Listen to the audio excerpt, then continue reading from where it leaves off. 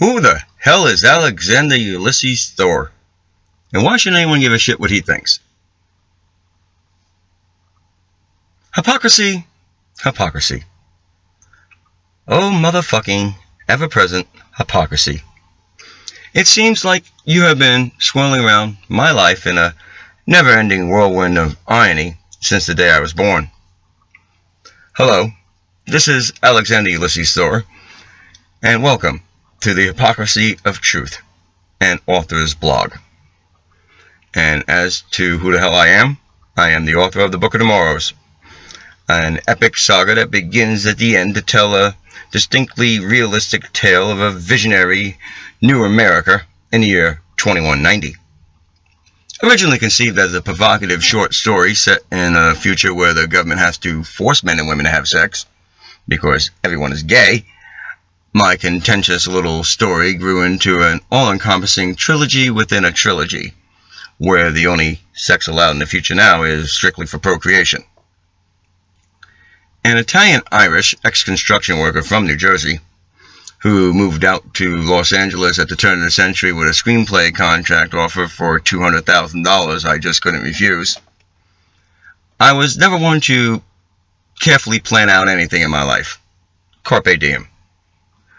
I drove across the country in a car that had a used engine just put in it because the old one blew up on the way home from the junkyard when I just bought it. Burning my credit card for fuel, and just about everything else.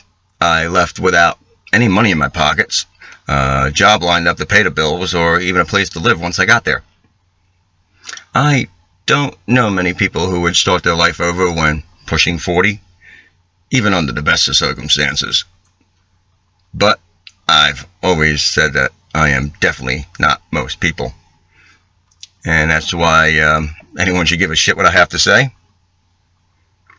I truly believe the Book of Tomorrows just might turn out to be one of the most important books ever written.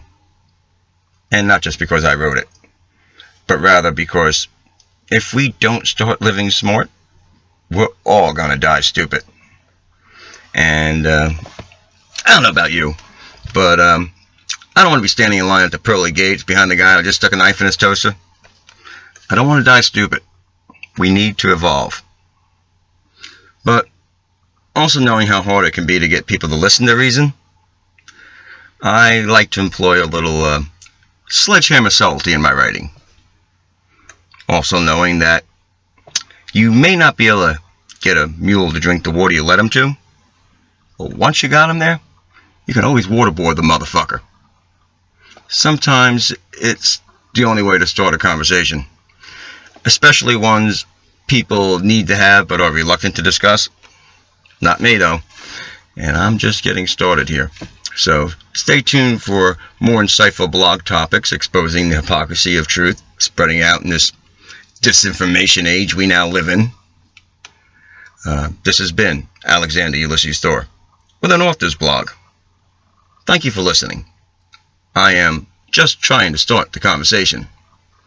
You can follow me on Facebook, Twitter, YouTube, and by logging onto my website, thebookoftomorrows.com. Best creative wishes to you all.